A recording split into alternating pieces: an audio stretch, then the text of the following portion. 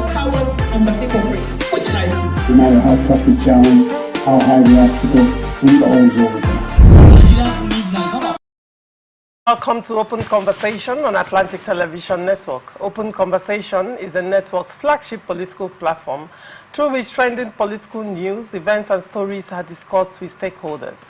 Through these conversations, ATN uses political talks about specific issues, party system and actor to explore hope and engender positive impacts to the society.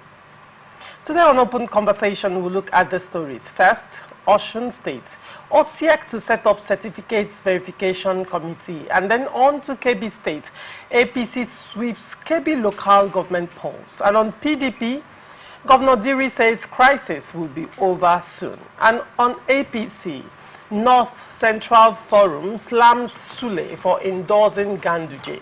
And on Labour Party, Oti giving 72-hour ultimatum to cancel meeting.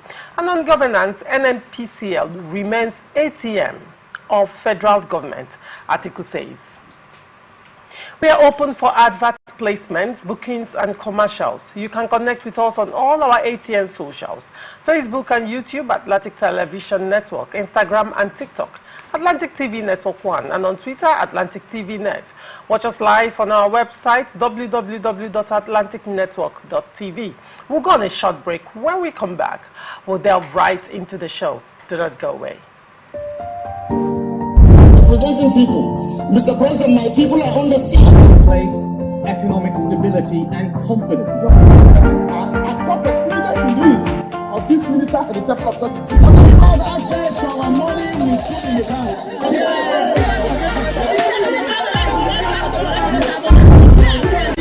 I've always said there are two sets of people: the oppressors and the oppressed. And in between are the cowards and the hypocrites, which I do. No matter how tough the challenge, how high the obstacles, we always overcome.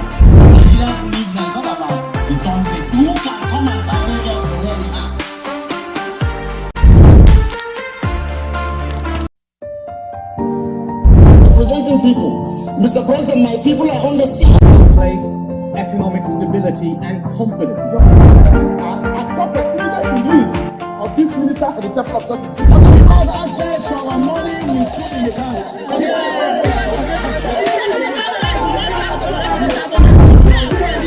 I've always said there are two sets of people: the oppressors and the oppressed. And in between are the cowards and the hypocrites, which I do. No matter how tough the challenge, how high the obstacles, we always overcome.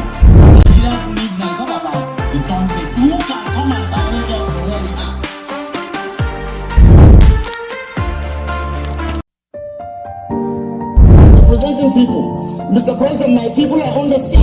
Place economic stability and confidence. I got the belief of this minister at the top of the something called access to our money we put in the account.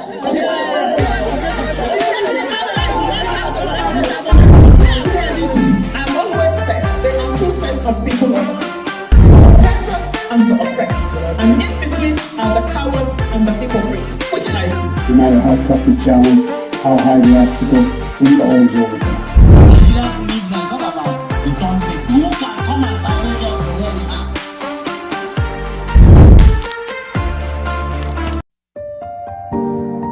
Representing people. Mr. President, my people are on the sea. Place economic stability and confidence. I got the belief of this minister at the top of the something called access to our money we put in the account.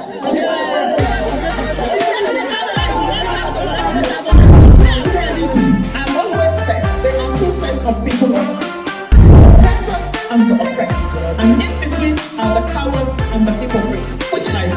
No matter how tough the challenge, how high the obstacles, we always overcome.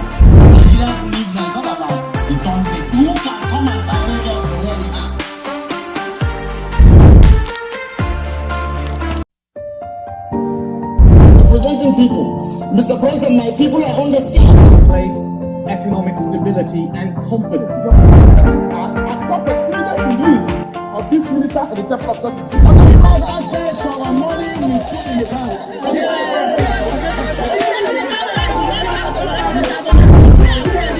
I've always said there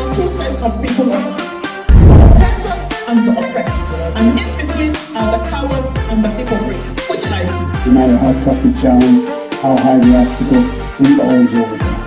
Leaders need not talk about the daunting. Who can come and silence us from where we are?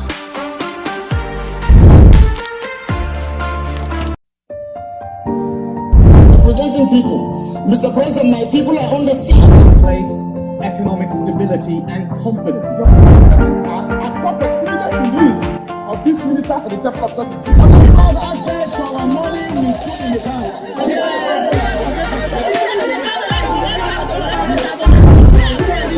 I've always said there are two sets of people: the oppressors and the oppressed. And in between are the cowards and the hypocrites. Which I do. No matter how tough the challenge, how high the obstacles, we always overcome. Leaders need not talk about the daunting. Who can come and silence us from where we are?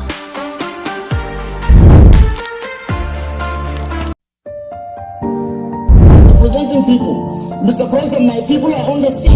Place economic stability and confidence. I thought the previous news of this minister at the top of the because access to our money we put in the bank.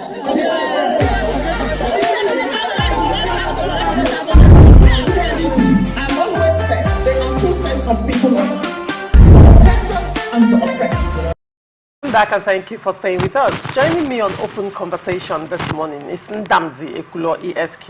Ndamzi is a lawyer, conflict resolution expert. Good morning, Ndamzi.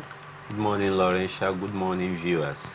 And I also have Living Gifting Jamala, ESQ. Living Gifting Jamala is a legal practitioner and political analyst. Good morning, Living, and welcome to... Good morning, Choma, and good morning, our esteemed viewers. I trust your weekend was good.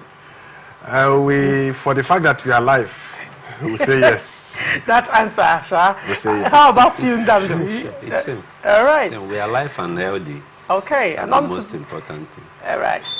Osun State Independent Electoral Commission announced that it will inaugurate a high-level certificates and documents verification committee for candidates vying for local government and councillorship positions on Monday, with the aim of ensuring a credible exercise. The press secretary to OSIEC chairman, Mr. Omoni Badru, made the statement known in Oshobo. He said the committee is expected to be inaugurated by the chairman of the commission, Barrister Hazim Abioye, at the commission's headquarters in the testing ground area of Oshobo. According to Mr. Badru, the certificates and documents submitted by candidates from various political parties contesting for the chairmanship and councillorship positions in the next year local government elections will be verified by a 15-member committee headed by a retired senior staff member from the National Population Commission, Alhaji Abdulatif Olayanyu.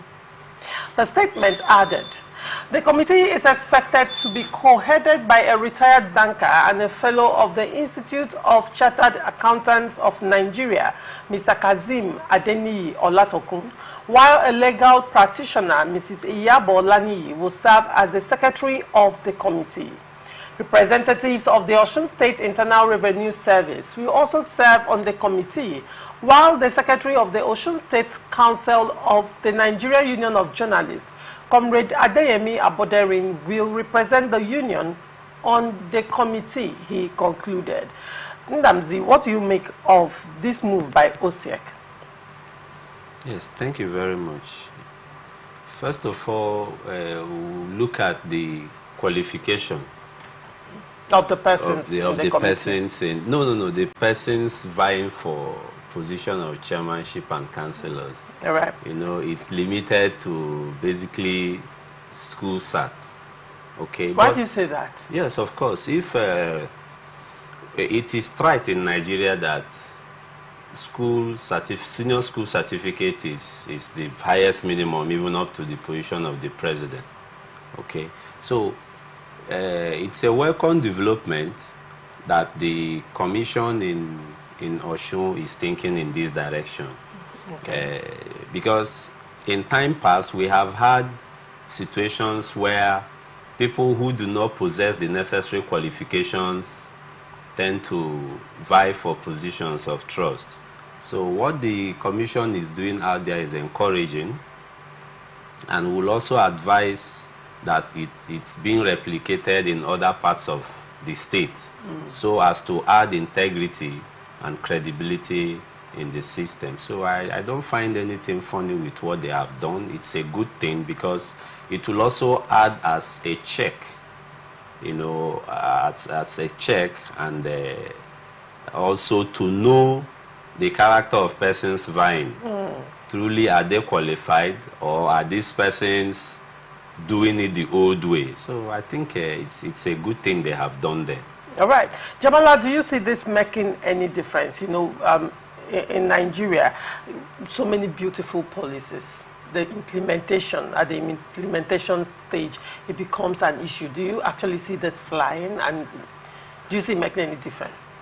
Choma, at least first thing first, for them to have come out with this initiative is one that we should give credence, kudos to them. Is like my senior rightly said, is laudable.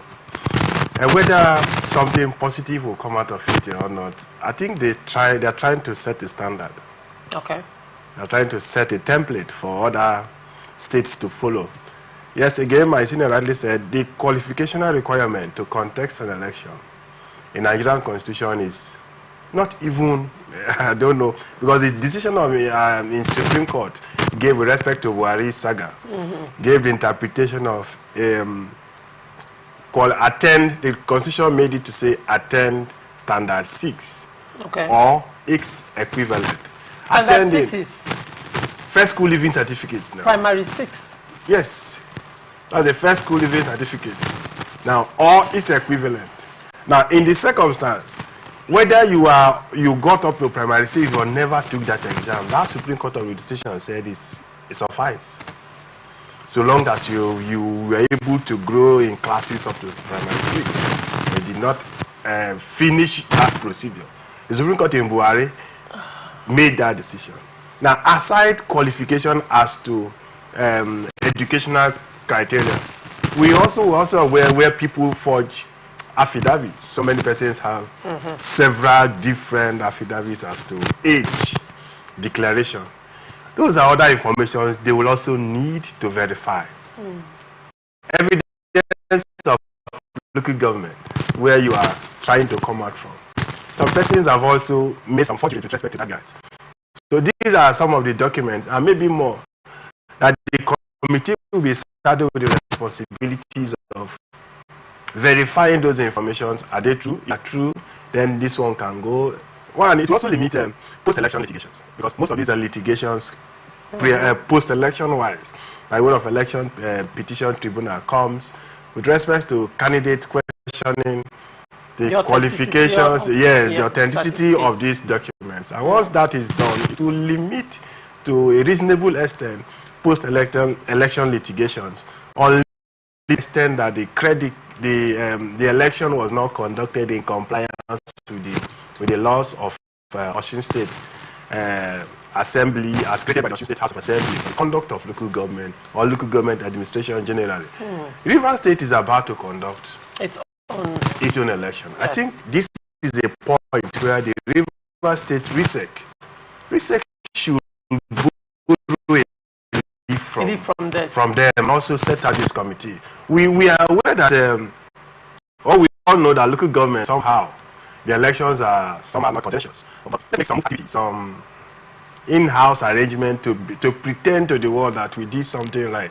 Just like Kaduna State governor did, where some members of various political parties emerged one or few places to give the impression that yes, the election was free and fair, and they wish the people. Let's Rivers State government through the RISEC also borrow a leaf. It will cost them nothing to set up a committee. It might not be 15, and it can be 5, or it can be that 15 geopolitical zones, 5 for each of the geopolitical zones, and they come out with within 1 week. Now, concerns will now be around, there have always been this call for strong institutions against strong men, right?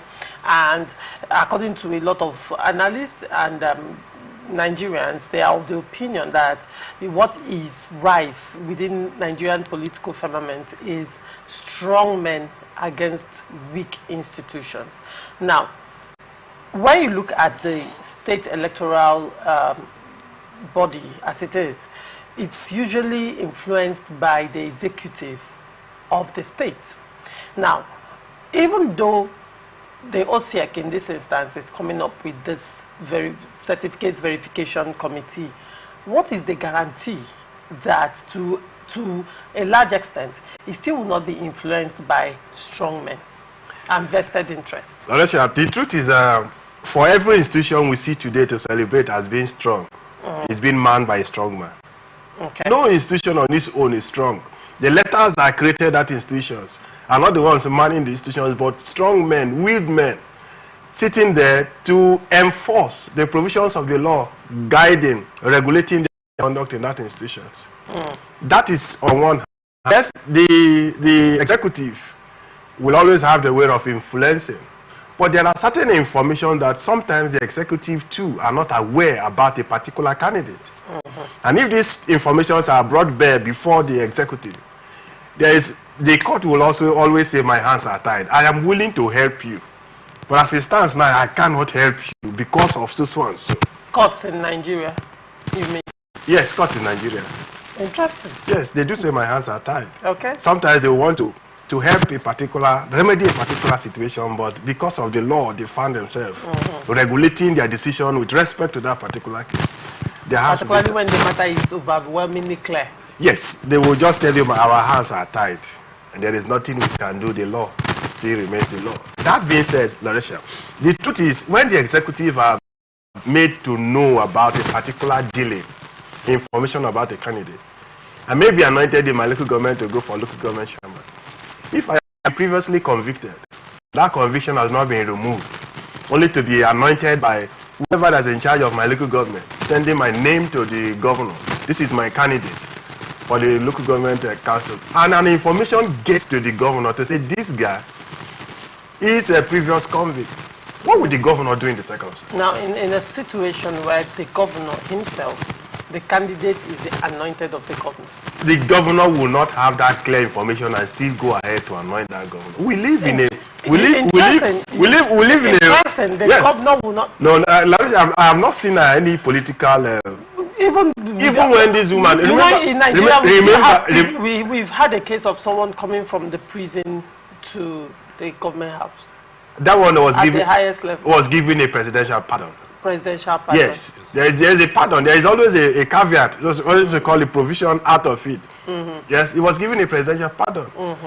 Doesn't take away the fact that it's known even on the international scene. No. Once you are given, once convicted, and you are given that pardon, it's clear. Yes, it's the grace. It takes away. It's in a law that you were never convicted. Interesting. So that was the issue you are bringing about. The presidential pardon covers the sins of the past. So he's starting afresh, a new man. So if the governor is aware of those information and goes ahead to do that, the courts are there. All right. Ndamzi, what is your take on these concerns that I have raised around, vested interest when it comes to implementation of policies as beautiful as this? Yes, it's like my colleague rightly said, that if the information gets to the highest authority, in my opinion, I don't think such a governor will go ahead and anoint a candidate that a committee have pointed out to say this document is questionable. Any governor who does that will be doing that at the peril of that LGA. Because when the matter gets to court, the court will do the needful. Definitely, the committee will have a standard, a modus they want to work with. And one of such should be to unravel irregularities on the documents submitted by the persons who are vying. So if a particular candidate is pinned down to have a questionable document, then no governor would want to even pinch tent with such a person. All right. Yes. Hopefully other state electoral bodies will borrow this leaf, and as issues arise around it, you can be sure, Jamal, I will still bring you back, you and Ndamzi, to talk about the issues that will develop on it, because it's a given. But let's move on to KB State. All Progressive Congress has won all the seats across the 21 local government areas of KB State and all the 225 councillor seats. Chairman of KB State Independent Electoral Commission, Alhaji Aliyu Muhammad Mera, who announced the results in Birnin Kebbi on Sunday, said the party won all the 21 chairmanship and 225 councillorship seats. Muhammad Mera said that 17 political parties participated in the polls, including APC, NMPP, Labour Party, AAC, Boot Party, AP, and SDP, among others. He announced that the commission had ratified and adopted the chairmanship results for the local government areas as announced by the various councils returning officers, and the councillorship results as announced at the electoral wards. Muhammad expressed joy that the exercise was peaceful and hitch-free and commended the security agencies and all other stakeholders for their invaluable support. Recall that PDP has since boycotted the elections, insinuating that the KSEC chairman and his commissions were card-carrying members of the APC. The PDP alleged that the commission's leadership would not in any way be fair to opposition parties. Ndamzi, what do you have to say to this development? Yes, you see, in Nigeria, the local government system have become a place where the governor uses to settle political beneficiaries, those who either one way or the other supported them during the electionary campaigns. And it is very, very wrong that a particular party in a state will win all the seats. It's not true. That wouldn't reflect the wishes of the people who voted in the LGAs and various wards in that particular state. So anyway, you see, with what we know about Nigeria, the governors are so powerful, they decide who gets what in the various LGAs. If you are anointed of the governor during local government election, just know once you pick the ticket of the governor, of the party the governor belongs, you automatically the Doesn't that bring us back to the question I asked you originally with the certificate verification committee? No, it has nothing to do with certificate verification here, but it has a lot to do with the credibility of the election itself. If we are to do it right, there is no way in a state 225 ward councillors will go to a particular political party. Are we saying that in that state there are no food inflation? Are we saying that in that particular state where APC controls, that they buy fuel cheaper than we buy in this part of the country? No. The hardship is real, and it cuts across all parts of Nigeria. And I'm aware that nobody in this country today will vote genuinely for a party that has impoverished Nigeria to this extent. So it's just the usual thing the governors do. They will appoint whomever they want to sit at the State Electoral Commission, write these names. Here in the state some time ago, even a political actor confirmed that during their time, we are writing names and, so it's just a norm in the system. So we will be advocating that the National Assembly should radicalize that section of the Constitution and remove that powers from the governors, because the Constitution says in Section 7 that there shall be a democratically elected local government officers in the various LGAs. But with what the governors are doing, with the influence of the governors, how can we vouch that the process was actually democratic? It isn't, and it has never been democratic, right from 1999. Right. To me, I see it as an autocratic way of imputing people into positions, and it should be discouraged. Right. Jamala, when you were speaking earlier, you made reference to another state, not KB State in this instance. You made reference to another state, and this was exactly the scenario that played out. And interestingly, we are discussing it now. So what do you have to say? Larissa, the truth is that no election in Nigeria can be said to be Free and fair. free and fair. No, okay. Not from the one conducted by the national, that is INEC, down to the local government. Let me not speak as a professional. Now, let me borrow the language of the politicians and speak like one for the purpose of this topic. You're right. What I see happening in Kebbi, I will not blame the state squarely. I will take part of the blame to those who, for one reason or the other, decided to boycott the election. Why? PDP is the very known opposition party in Kebbi State. Now, when they decided to boycott that election, it gave the ruling party like more than 100% of winnings. Forget about the other parties they mentioned that they may have been sponsored by even the state government to give the coloration that it was full participatory. Other political parties participated.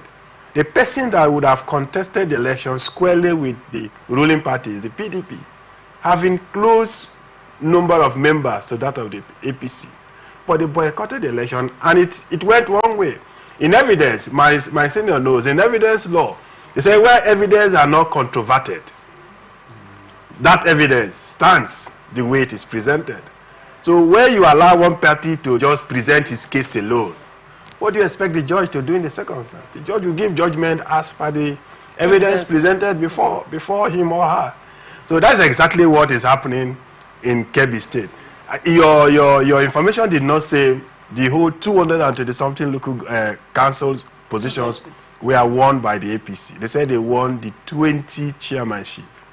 No, it's right there. It was there. Including the 225. Yes. Let's not speak as if we are coming from the blue moon. The possibility of these persons also. Remember, the PDP has boycotted, so there is no viable opposition to their candidates. So the possibility of them winning the 224 councillorship positions is also there.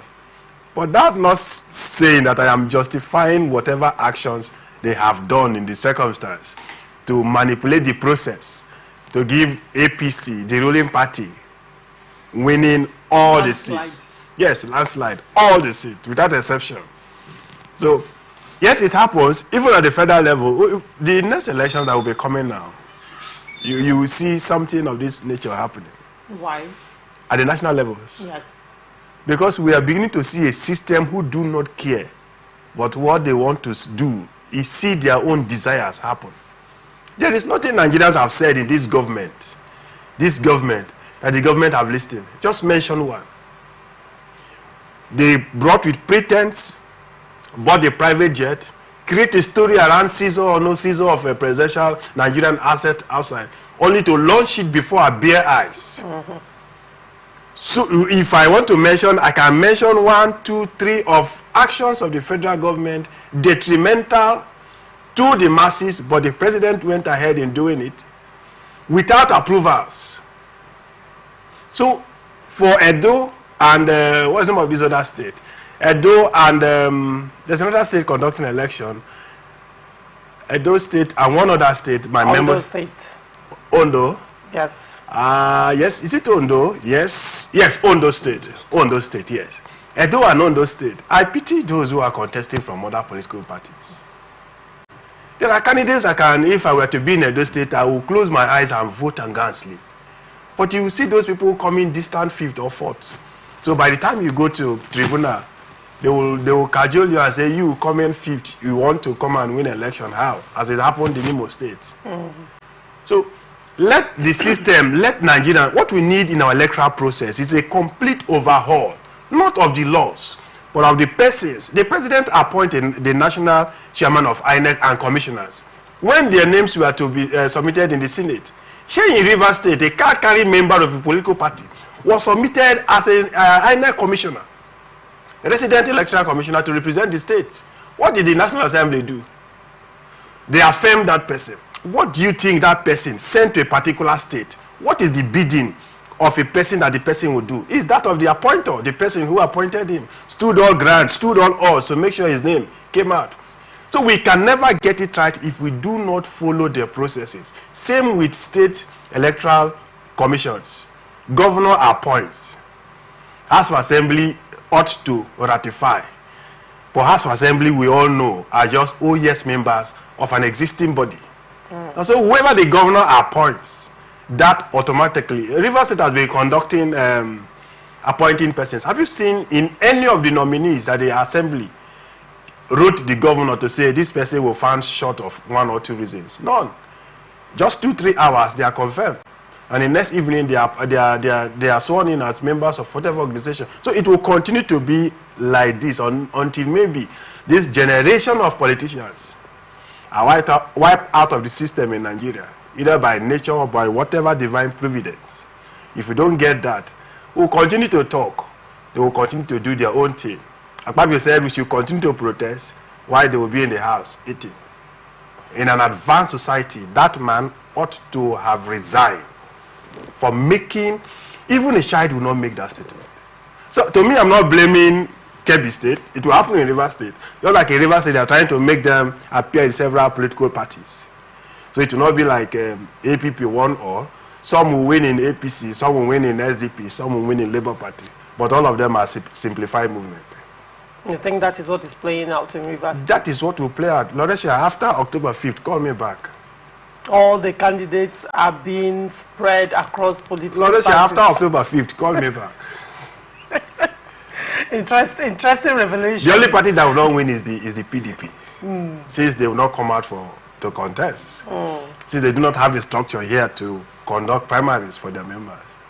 So PDP will not win. Why do you say PDP doesn't have structure in Rivers State? I say PDP has structure in Rivers State, but they don't have the structure to conduct the processes that will bring out their candidates. PDP has structure in Rivers State. But they.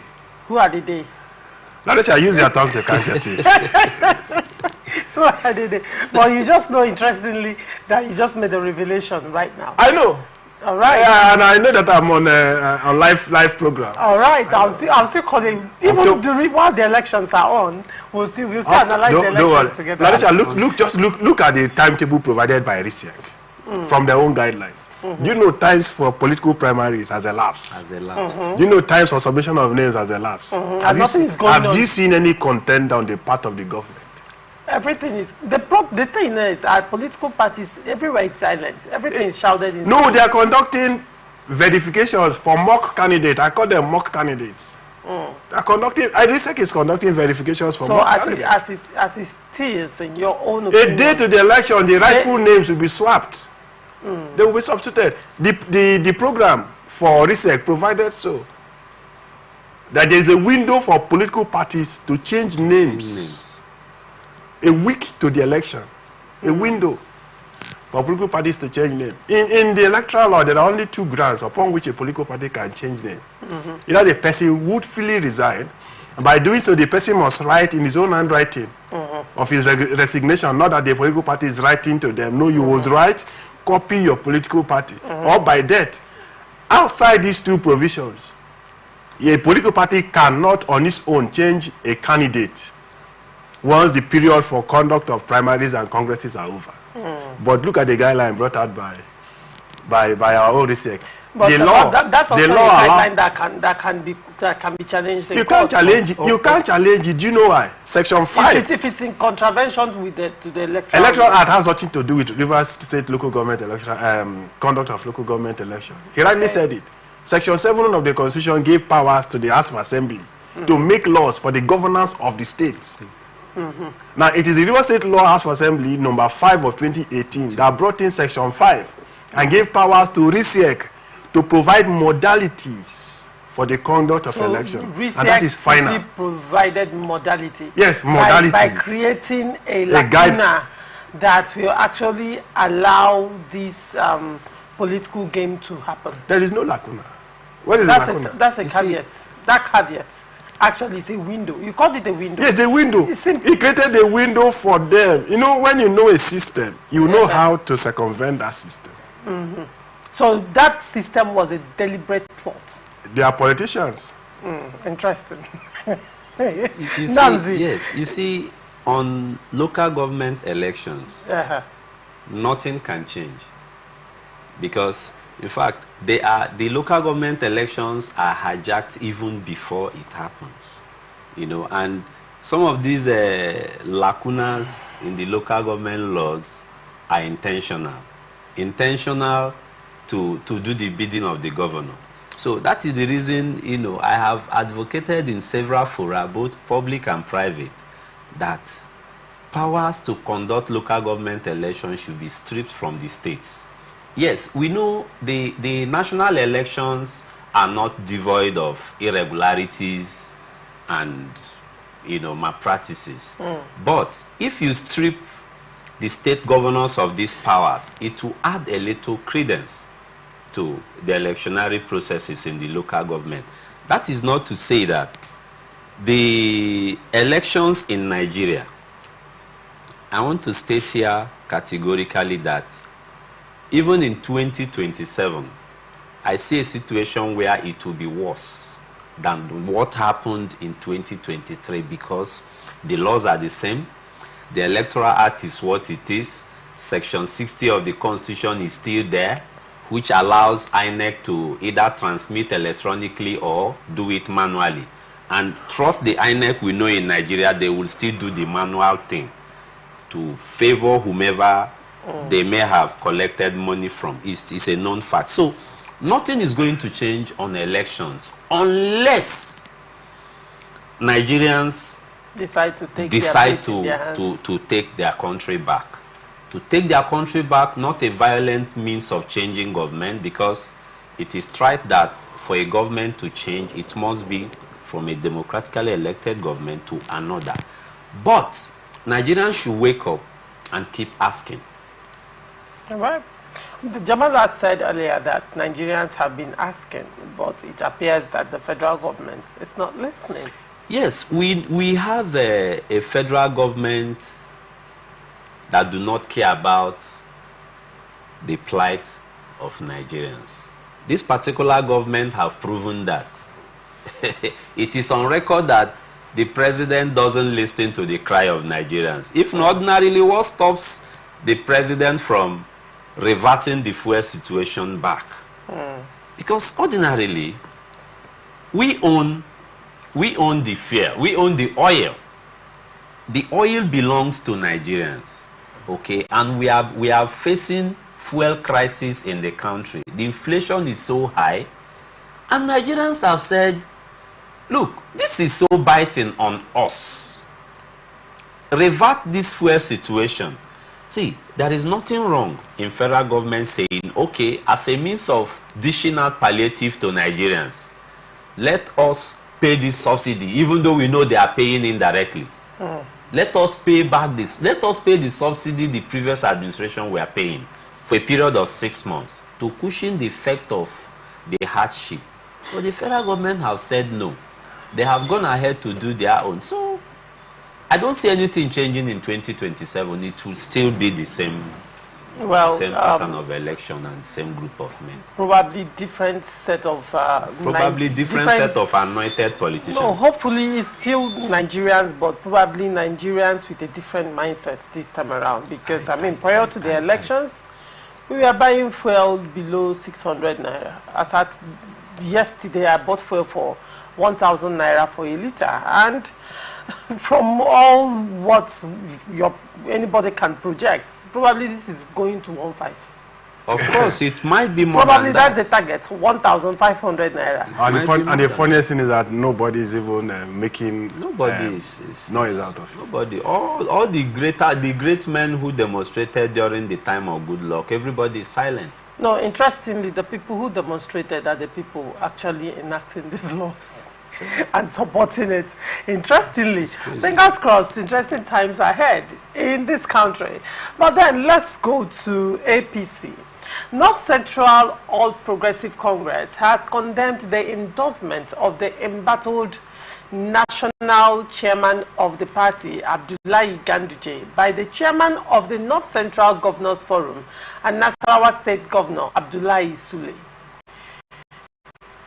It also said the courtesy visit to Sule, that the courtesy visit Sule paid to the party secretariat in Abuja on Friday to pledge his support for Ganduje was for selfish and personal interest and not in the interest of the North Central region, the APC or President Bola Tinubu's administration.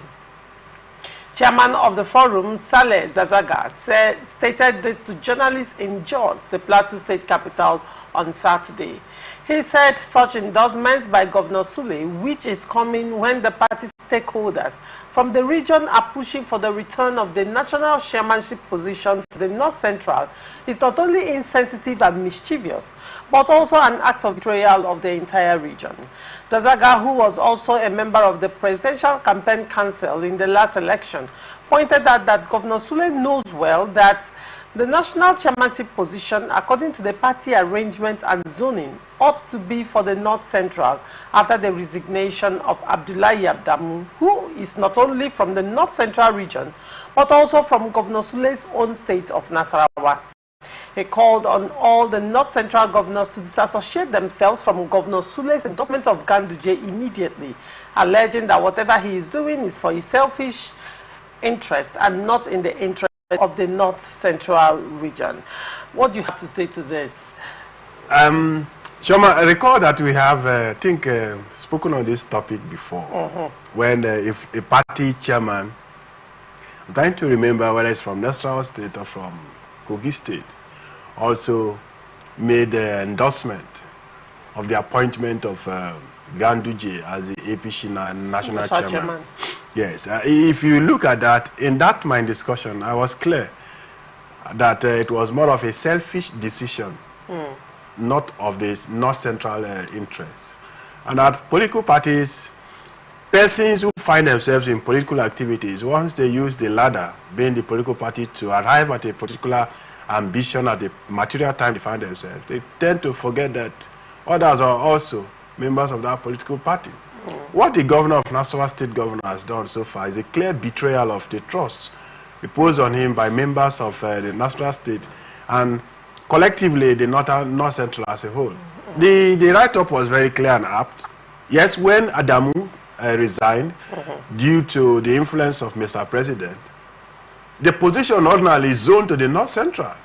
And if for any reason Adamu is to be replaced, it should come from one of the North Central zone. If so they can finish their tenure. They can finish their tenure. If you look at the sharing of the political position and even in the government, North Central somehow was a little bit maybe compensated for bringing in the Secretary to the Federal of the Government of the Federation, who is from Benue State. Now, that position having been zoned to North Central, it is equitable. It is also in clear conscience. It will be justice for the party to look inward again to say, now that you have acted in the capacity that you have so far acted, it is time for us to conduct congresses to fill the vacancies that are so far existing. Let's take the position back to the owners of the position at the interim. And that is the North Central.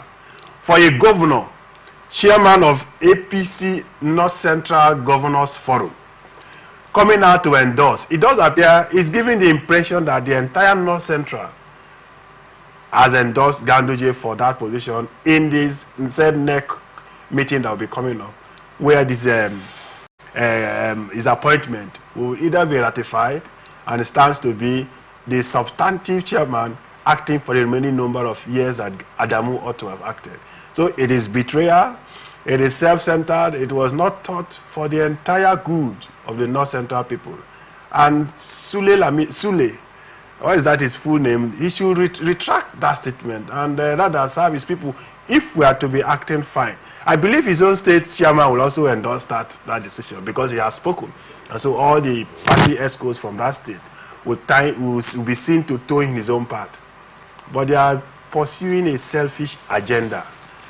And they should rather be thinking for the people more than for their own personal self. What is the governor? He's now a governor.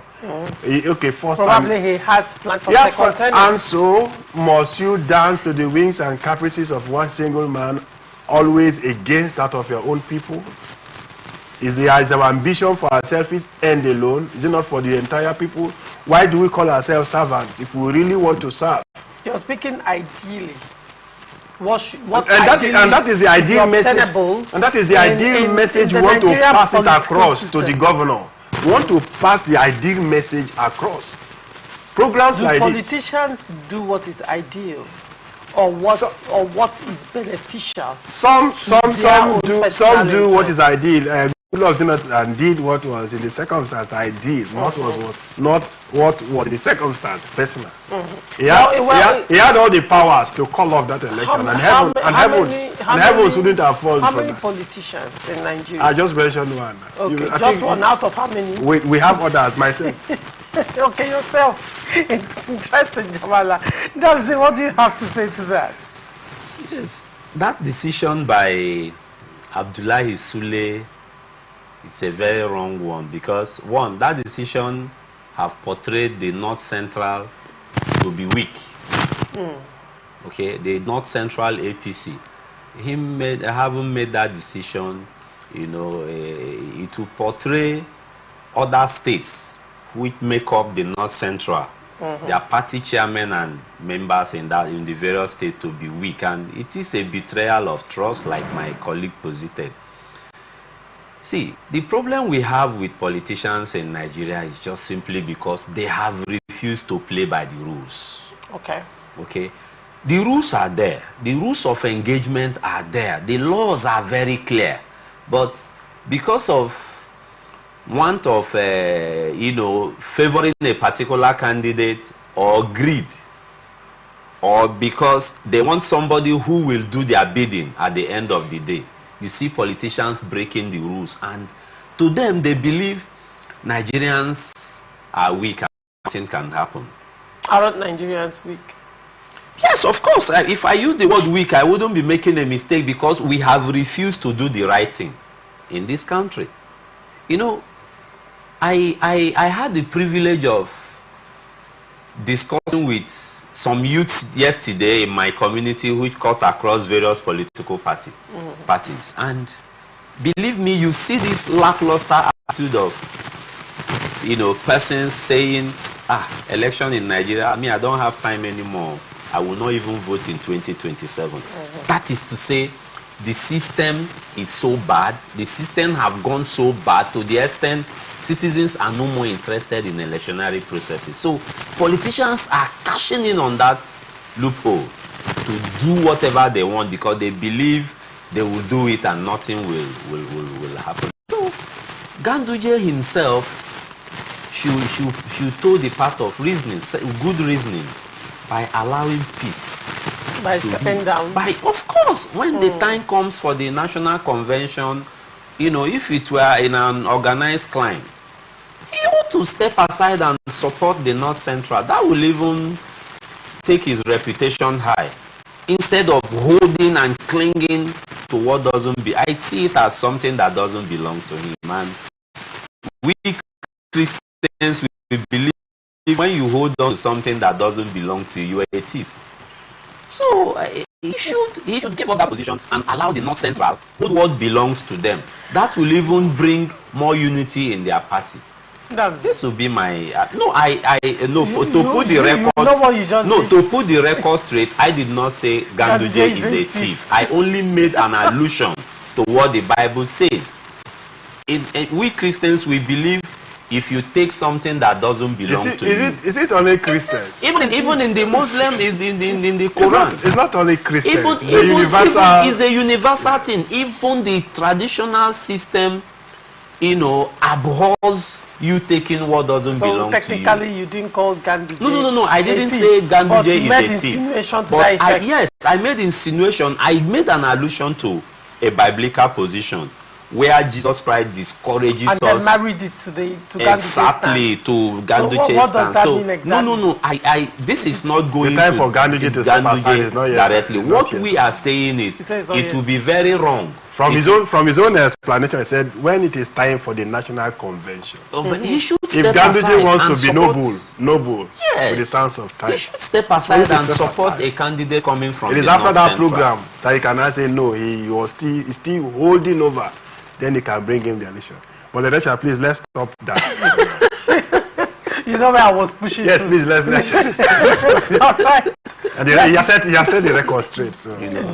Labour Party has given its 2023 presidential candidate, Mr. Peter Obi, and Abia State Governor Alex Oti, a 72-hour ultimatum to withdraw their notice of National Executive Council meeting. The party contends that neither Obi nor Oti has the authority to convene such a meeting on his behalf. Earlier, Oti announced a stakeholder meeting scheduled for September 4 at the Government House in Umuahia, the Abia State capital. In response, the Labour Party, through a statement from its publicity secretary, Dr. Abayomi Arabambi, denounced the move as unconstitutional.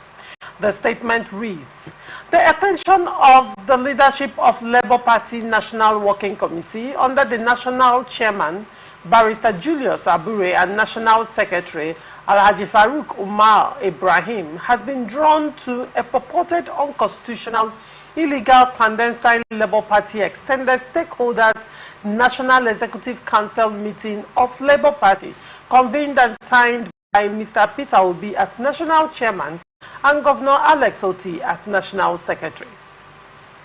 The Labour Party further called on the Inspector General of Police to investigate Obi and Oti for their alleged unconstitutional actions. The party's statement cited Section 484 of the Criminal Code Act, which defines impersonation as a felony punishable by imprisonment.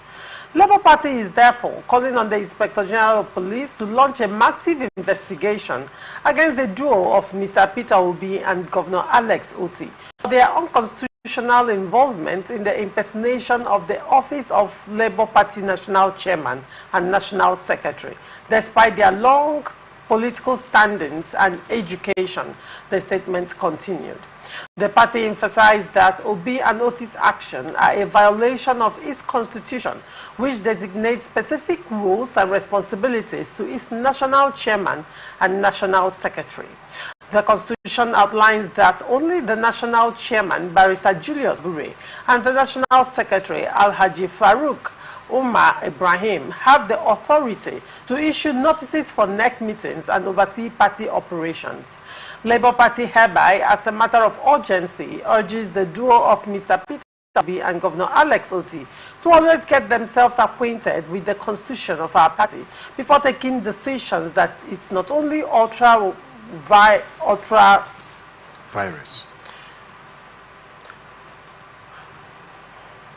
that is not only ultra-virus, irresponsible, unconstitutional, but absolutely unpardonable and a national disgrace, the statement added. The Labour Party has demanded that Obi and Oti cancel the unauthorized meeting within 72 hours. Failure to comply will result in the party filing a formal petition with the Inspector General of Police and the Director General of the Department of State Services for fraud, impersonation, and actions liable to disturb public peace. Ndamzi, what is your take on this story?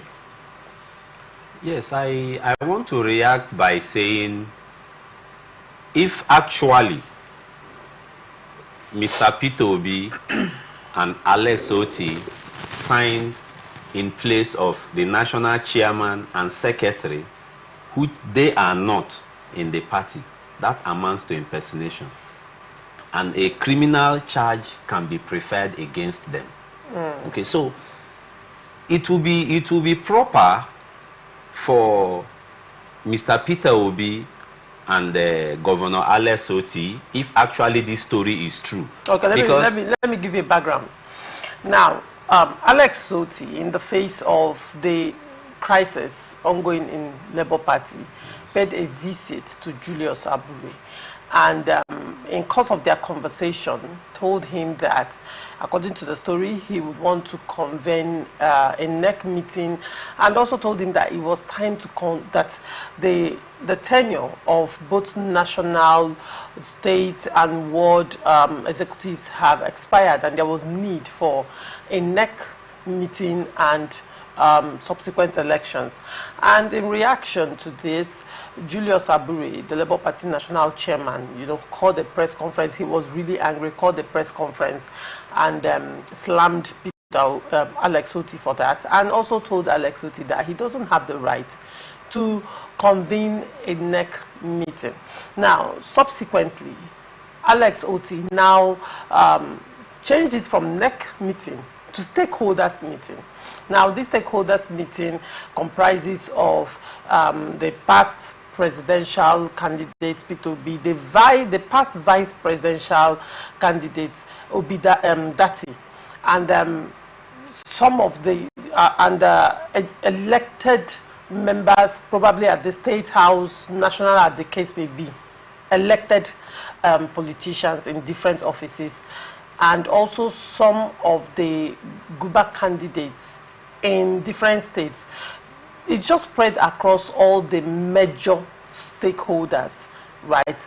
And when I went through that later, it wasn't, even the words were not mentioned in that letter, right? So he now called a stakeholder meeting, not a NEC meeting. However, in reaction, Julius Abure, and in that letter as well, Julius Abure and his executives were part of the persons that were invited. 7 of them were part of the persons that were invited. NLC, 3 persons from NLC who are already in the National Executive Council in the NEC were invited. 3 representatives from TUC who were also in the NEC were also invited. So they made sure to invite representative of each major stakeholder in the party. So that's the background, and that is what led to, after the release of that stakeholder meeting by Alex Oti, P2B on his X handle applauded the move of Alex Oti and said that it was time for fences to be mended and for truth to be spoken to. You know, everybody will speak truth to themselves. So the reason, according to P2B, was for to reconcile differences and mend fences and say the truth to themselves. So that was just basically it. Okay. Thank you very much for clarifying that. But from what was read out, or what we read earlier for now, the reaction of Abure. Abure stated emphatically that Alex Oti and P2B signed in place of chairman and secretary. But from the clarification now, it is known that this is not a NEC meeting. That this is a meeting of like minds, people who believe that it is time to reconcile the differences in the party and have this unity intact ahead of 2027. Now, sorry to interject.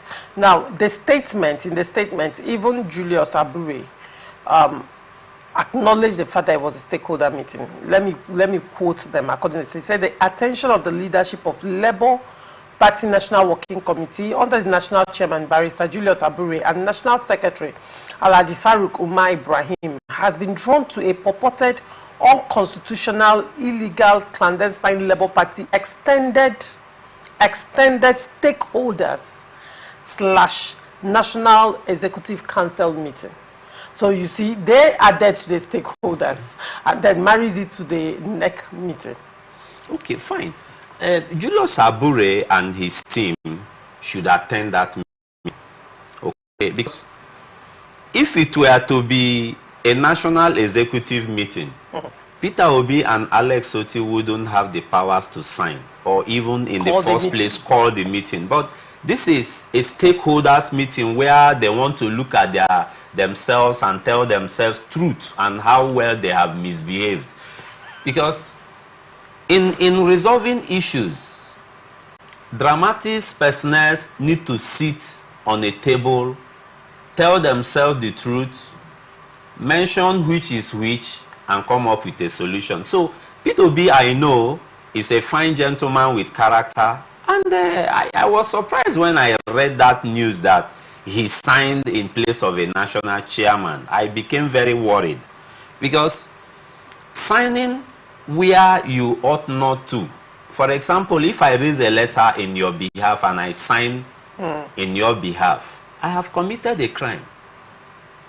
I have committed a crime, and nobody, the law is so trite that nobody is above the law.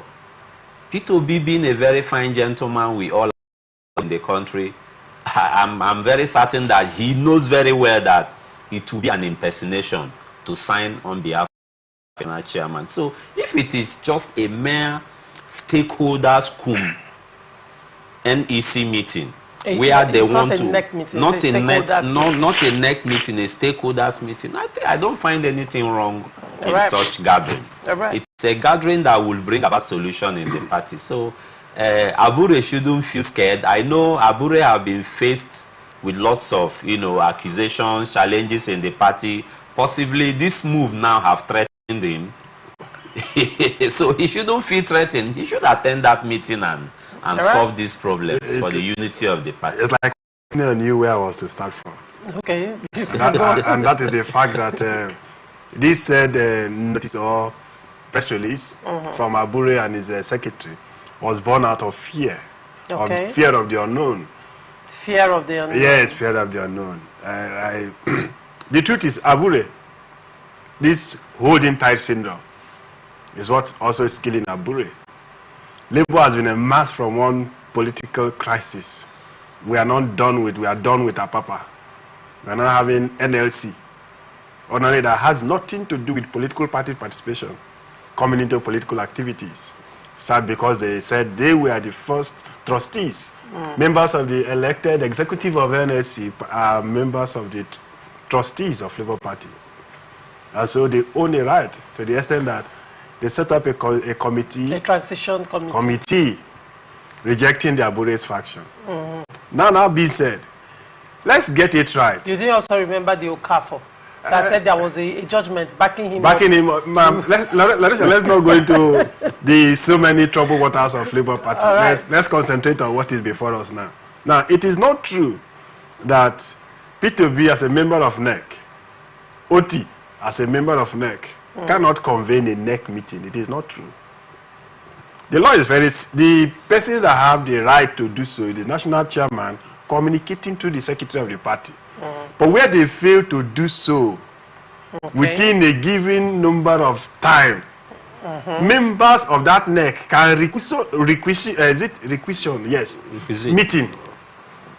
They can do so by calling for signatories of fellow NEC members to assign that their NEC meeting is due, but the person saddled with the responsibilities have refused to call for the meeting. When we have at least 1/3 of the members of NEC signing, then the meeting is properly called. But if out of fear, OT has refused or somehow... Julius Abure. No, OT. Okay. Somehow changed the name from NEC meeting to stakeholders meeting. Who told Abure that members of a political party cannot gather? Cannot call a stakeholders meeting. Cannot call a stakeholders meeting. It's like calling of my friends, want to meet, of my friends in Labour Party, come, let's meet and discuss on how to move our political party forward. You cannot then change the name to call it NEC. The only fear I said is that the persons that the letter invited are members of NEC. Exactly. Most of them. So and members of NEC. Are members of NEC. So it gives the impression that it is a stakeholder meeting, but having the result of a NEC decision. So that is where the fear of Abure is coming from. These persons can meet as friends, but the composition is that of NEC composition. And so if a decision is taken at that meeting, and the motion is moved, removing Abure, it will be NEC, but remember, in NEC meeting, there are some constitutional requirements you have to meet also, giving a notice to INEC about a particular number of days to do so. So if you don't meet all those requirements and INEC is not present, that cannot be said. In a NEC meeting? Yes. In a NEC meeting, INEC must be there to observe the process, to observe that meeting. If you look at, is it section 285 of the Constitution talks about it. So INEC will be there to observe the processes, the meetings. Same with Congress, same with primaries. But may giving the invitation and INEC refuses to come, you have done your part. You cannot force them to come, and you have to give them the information within the number of days provided. So if they decide not to come, that's their business. That was what they did in River State APC primaries. Yes. When notice was given to INEC to come and observe our proceedings, our congresses, INEC refused to come. And the APC went ahead with the primaries. Wike took them to court. That they never followed the process as provided for by INEC. That INEC never monitored or observed their processes. The court said, yes, they have given the information to INEC. It is left for INEC to go and... Yes, so if INEC refuses to attend, it is not the undoing. They cannot use that to hold the political party. So let Abure be free to himself. Also look with it, if he's not being sponsored, because I'm beginning to see that Abure is being sponsored by some external elements to destabilize the party. Why do you say that? Because the high-handedness of Abure is something that is becoming of a concern to me. The high-handed. Yes, there are certain things you mustn't win in all circumstances. A good leader knows when to call it a quit. A good leader knows when to say, I'm sorry. A good leader knows when to say, come, let's reason together. It mustn't be my decision that you'll always prevail, even in the smallest unit we have in the families. Where you see a husband and wife, one is always, my opinion should be carried, yours should not be carried. Then there's going to be quagmire in that family. So Abure should learn how to include others in his decision making. And where if I make a suggestion, it shouldn't be seen like being opposing your views and you begin to oppress me. That has been the practice of Abure. And for him to start falling out with P2B and the only governor that they have, I think his days are numbered. Abure's days are numbered. Yes, Abure's days are numbered. It was the statement by P2B that kept Abure up to now. Remember, P2B disagreed with the convention that brought Abure this time around. So it was the statement that P2B made after that somehow allowed the sleeping dogs. Lie. Yes. So you think picking a fight with P2B, picking a fight with the only governor they have in the political party will be detrimental to himself and the executives. Very, very detrimental. So he should learn to allow other opinions to carry, but let the political party's constitution be followed. That is the point.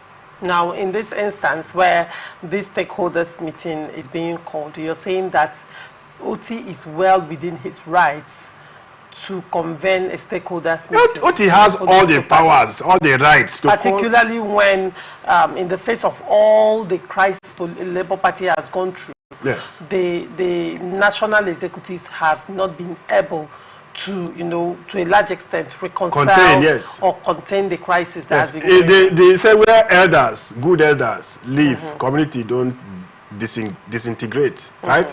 These stakeholders we are calling are the elders of the political party. Yes. These are opinion leaders. Most of them are persons who formulated whatever policies or ideologies that brought in the Labour Party. And if the executive, because they are beneficiaries, remember they are parties to this crisis. So they are the interim seem to be the beneficiaries of the crisis. And if the stakeholders are saying, no, we cannot go like this into 2027 elections. Let's start now to rebuild our house. What is wrong with that? All right. Former Vice President Atiku Abubakar has said that contrary to the claim by Nigeria National Petroleum Corporation Limited to be a private firm, it remains the ATM of the federal government. The presidential candidate of the People's Democratic Party in the 2023 general elections therefore demanded the listing of the corporation on the stock exchange in line with Petroleum Industry Act. Atiku stated this in reaction to the decision of the NNPCL to hand over Warri and Kaduna refineries to private operators who are expected to manage and operate them. He said, the NNPCL is supposed to have been listed on the stock exchange in line with the Petroleum Industry Act. This would make the company more profitable and enhance transparency and corporate governance. Atiku, in a statement, further alleged that the NNPC Limited continues to provide political protection to the President Bola Tinubu government's policy inconsistency on the payment of subsidy, raising questions about the independence that the PIA requires of the NNPC Limited as a private business concern. The ex-PDP presidential candidate said previous arrangements and concessions had not worked because of a lack of transparency in the contract award process, as well as the failure of the government to attract investors. The former vice president said for such a deal to succeed at all, the Bureau of Public Enterprise and a credible technical partner must be part of the process. What do you have to say to this, Jamala? I think I agree with the article from, in all fours. I agree with him. All right. From the beginning to the end. You see, when PIA, Petroleum Industry Act 2022, came into effect, 2020, sorry, came into effect, when I went through it, I said, this somehow is not so different from the various Petroleum Industry Acts. Sorry, the various petroleum laws that were existing in Nigeria. To the extent that the only difference is that it made NNPC a public going concern, and therefore allows for a period of time where the individuals can buy into the shares and become stakeholders. And that the NNPC, by so doing, having listed in the stock exchange market, will now begin to be operated within the code of governance. It has to do with companies code of governance. And therefore, it set a precedence for how companies should be regulated, especially board of directors and whatever organs of the company as the case may be. If you look some days ago, if it's up to a week, where a sister station like yours, where some set of directors were asked to leave within a period of time between now and I think ending of this month. And the general manager then, if that's the name, the nomenclature they give it to him, explained that it is in line with the code of governance, regulating activities of limited liabilities companies, public liabilities companies. And that is all. But for NNPC, throughout even the appointment of the board was done by the president, which is a negation to the provisions of the Petroleum Industry Act. Members of the board appointed by the president, same, a negation. Then if we talk about giving an account, rendering of account, NNPC has nothing to do with the Ministry of Finance. If you are to go by the true provision of how it was incorporated and becomes a liability company, it has nothing to do with the government. I agree government has some shares in it, but decisions should be taken upon the meeting of the board of directors. We are supposed to be having our monthly meeting, our annual AGM. That has not been happened. It has still, NNPCL is still operating as though it were NNPC in Nigeria. So there is no difference. And Atiku, having been the second man in the country, knows how during their reign, how they were moving funds from NNPC. So he has all this information. We are told subsidy is gone. All of a sudden, we are told that NNPC, the directive from the federal government, that NNPC profit that ought to have been sent to the federal government's account for states to share that they should hold it back to augment a subsidy payment for some number of months. That is not the decision of the board of directors. Even state, that is where I like Wike to some extent.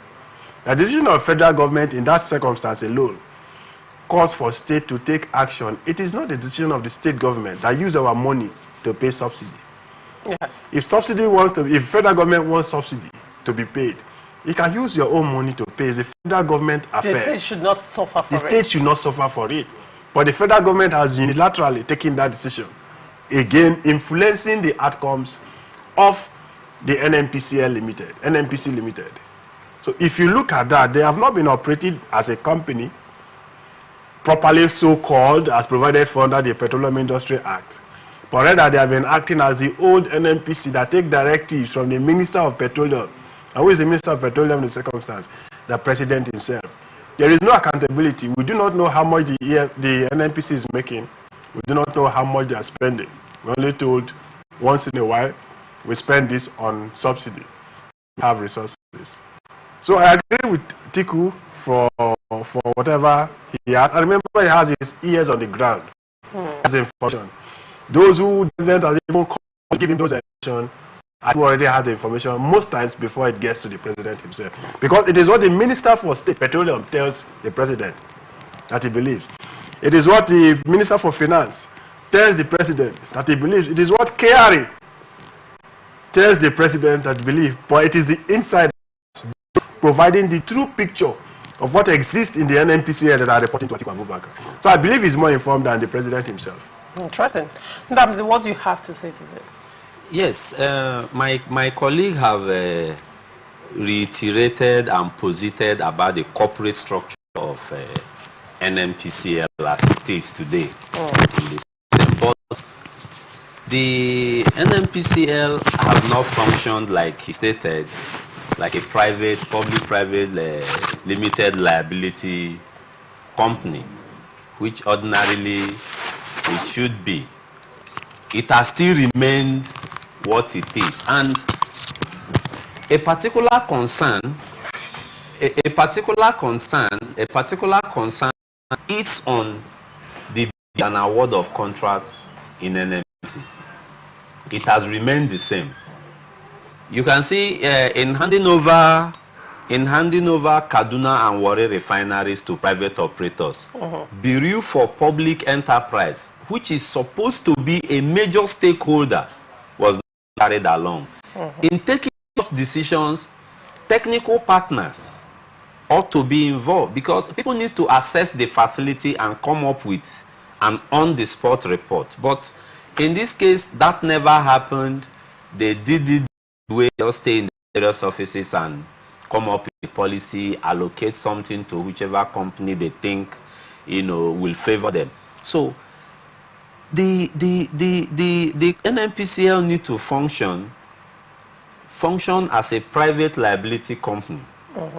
And like my colleague said, before decisions are made, there should be an annual general meetings where shareholders, board of directors, and others will meet, take a decision, and ratify it before going to the public. But in this case, we can't find any of those happening. We just heard on the news that Kaduna Refinery and Warri have been concessions to privatize. So, I mean, things shouldn't be encouraged. Then why do we have the Bureau for Public Enterprise? We didn't find any bid anywhere calling for qualified companies to make applications. It was not made open because there are 1,001 qualified both companies and technical partners which can drive this system very well.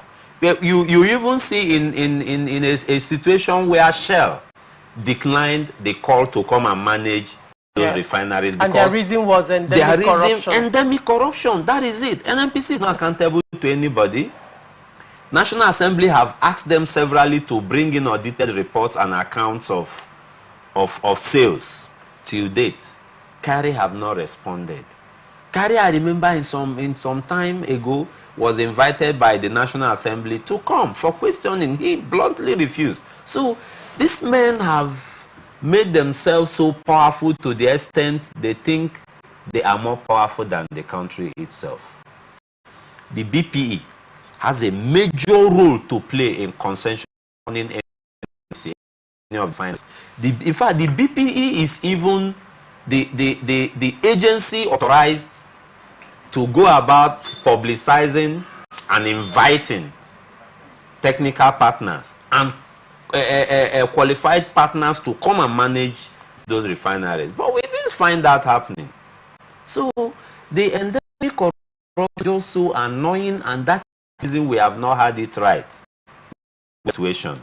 Because without fear or favor, I think the president is really offending Nigerians. And him being a father, I don't think he needs more money at this age. What does he need all this money for? If I were him, even I would give out my salary as palliative to Nigerians. Of course. Do you know how much the president earns? Even though I may not have the rightful figure here, if I were him, see, the president before he became president is stinkingly rich. Stinkingly rich. And I know one of the reasons Nigerians supported President Bola Ahmed Tinubu is because we believe, oh, this man is so rich and all that. But Give us. you could tell me one of the reasons why you supported him. Did you vote for the president? No, I never voted for the president. Don't say Nigerians then. No, but it is believed that he won the election. It is believed. INEC declared him president. And the court affirmed so. And the court affirmed so. So Nigerians voted for him. We can't rule out that fact until Nigerians do otherwise sometime in the future. So what we are trying to say is the government should look at the plight of the people. This endemic corruption should be discouraged. It should be. I mean, NNPC has become a hub of corruption. We don't even know how many vessels leave Bonny Terminal daily. We don't know how many drops and liters of oil they sell. And see, Lonsha, I was reading a report on how Saudi Arabia, added value to their oil system. Okay, do you know that in Saudi Arabia, a drop of oil cannot leave the shores of Saudi Arabia without the citizens knowing? Yes, of course, there is a platform where everybody participates in knowing how much they have sold, how many drops of oil left the shores of the country. With that, accountability and checks and balances will be in the system. Right. Who says we cannot deploy technologies in Bonny Terminal? All right. Interesting. Jamala, what do you have to say in your closing statement? In my closing statement, I will start first to ask RISEC to borrow a leave from Osun. Yes, ONSEC or OSEC. Osun State, yes. I want to to borrow a leave, set up a committee to verify that our candidates, let's reduce post-election litigations. Right. And let NNPC, Nigeria Limited, they call the president to resign as a minister for petroleum. It's right, and I think he should hear that call. Let's say, just like we appoint a doctor to be a commissioner, minister for health, let's also appoint a professional in the field of that knows the oil business very well to also be the minister for petroleum resources. Right. There are a minister report directly to the president. And there are some decisions the minister will not take except the president gives a nod to it. So if that has been the fear for president, both past and present, to always hold tight that ministry, then they are not doing this the nation right. Buying fuel, PMS, 1,000 naira per liter, and buying kerosene, 2,600 per liter. For a nation that will have it underneath us is never a good thing to write home about. All right. Ndam, very quickly. Okay, I will close my statement by calling on the NPC to review the partner they have allocated or they have given the two refineries. Okay. BP should be carried along and it should be advertised in such a way that technical partners can come in. So, because if we do not get it right, it will just be business as usual. All right. Thank you so much, Ndamzi, for coming on Open Conversation. It's a pleasure. Thank you so much. Thank you so much, Jamala. It's always a pleasure having you. Thank you for inviting me once again.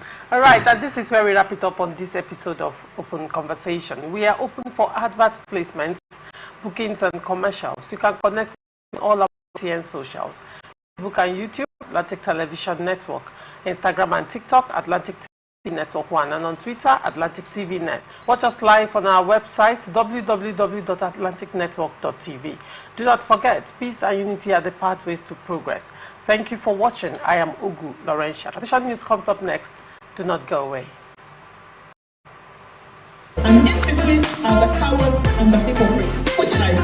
No matter how tough the challenge, how high the obstacles, we all join them.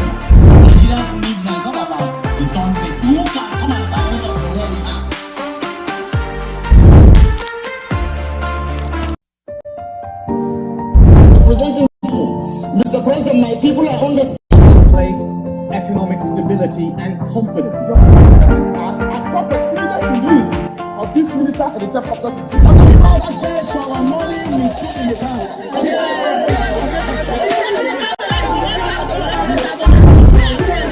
I've always said there are two sets of people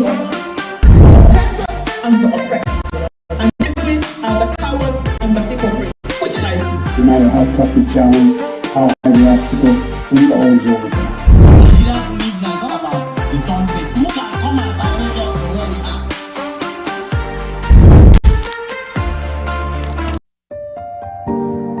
Representing people, Mr. President, my people are on the sea. Place economic stability and confidence. Accept the previous needs of this minister at the Temple of Justice. Because access to our money. As